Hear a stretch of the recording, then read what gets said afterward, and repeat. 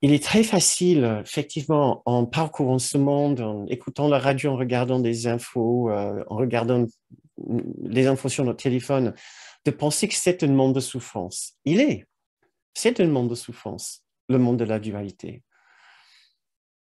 Mais parallèle à ce monde, au monde de la dualité, le monde de la séparation, il y a un autre monde.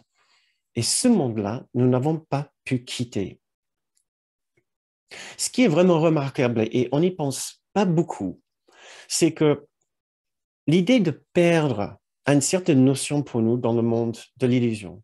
Quand nous perdons, par exemple, de l'argent, nous pouvons dire qu'on ne l'a plus. Quand nous perdons nos lunettes, nous ne les trouvons pas, nous ne les avons pas. Des objets sont comme ça dans le monde de la dualité, des objets spécifiques. Voilà. Quand on ne les a pas, on ne les a pas, on les a perdus. Ce n'est pas pareil avec les dons de l'unité, les dons de Dieu. Quand nous parlons de la perfection, la plénitude, l'abondance, la grâce, la beauté, la bonté, nous parlons des choses qui sont des conditions immuables dans l'existence. Nous parlons des choses qui sont immatérielles et intemporelles. Nous ne pouvons pas les perdre dans le sens qu'elles n'existent plus. Comme on peut perdre de l'argent, comme on peut perdre nos lunettes. Elles ne sont pas des objets. Et nous avons peut-être tendance à les assimiler à des objets et de penser qu'elles entrent un peu dans notre cadre de conception des choses de ce monde. C'est complètement faux. Nous parlons d'avoir perdu l'amour de Dieu, perdu la paix, perdu le sentiment de plénitude.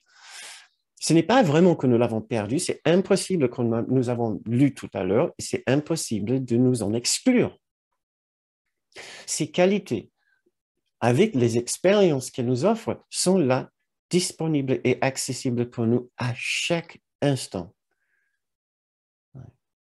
Et c'est ce que nous devons commencer à comprendre ou commencer à réfléchir.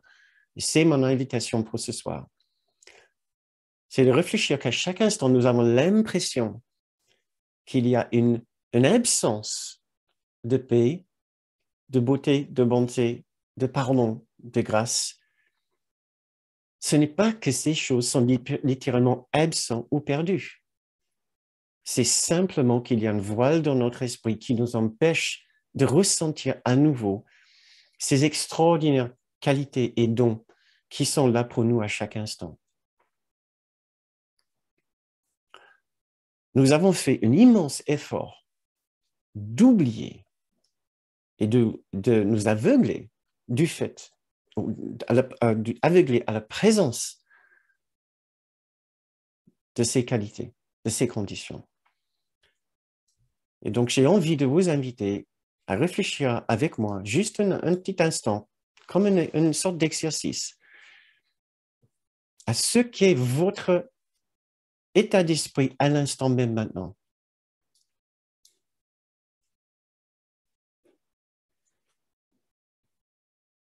Vous pouvez fermer les yeux si vous le souhaitez, si c'est plus facile pour vous. Essayez simplement de faire un tour d'horizon de votre esprit et essayez de ressentir ce qui est là. Si cela vous aide, vous pouvez aussi réfléchir à ce que c'était votre expérience de votre journée aujourd'hui. Est-ce que c'était une expérience de la paix, de la grâce, de la beauté, du ciel dont nous avons parlé tout à l'heure? Est-ce que ce l'est à cet instant-ci? Ce que nous ressentons peut-être à cet instant même maintenant est une idée que la paix de Dieu peut être absente. Nous pouvons facilement avoir l'impression que quelque chose est absent. Donc, je vous invite juste à ressentir ça. Une conclusion quasi automatique dans notre esprit, c'est qu'il manque quelque chose. Quelque chose n'est pas là. Et chaque fois qu'il y a une quelconque absence de paix et de joie dans notre esprit, chaque fois que nous sommes un peu tristes, déprimés, irrités, impatients, embarrassés, anxieux, c'est exactement pareil. Nous pouvons facilement conclure qu'il manque quelque chose. Et ce que nous venons de voir, c'est qu'il n'y a pas une absence, une véritable absence de paix et d'amour. Il y a une plénitude de paix et d'amour. Nous sommes simplement en train de faire un mauvais choix. Nous sommes simplement en train de faire un mauvais choix, de prétendre que quelque chose qui est présent est absent. Nous nous rusons. Nous nous rusons parce que c'est plus facile de croire notre ruse. Mais nous sommes ici ce soir pour dévoiler cette ruse et de nous contredire. Non, nous n'avons pas raison.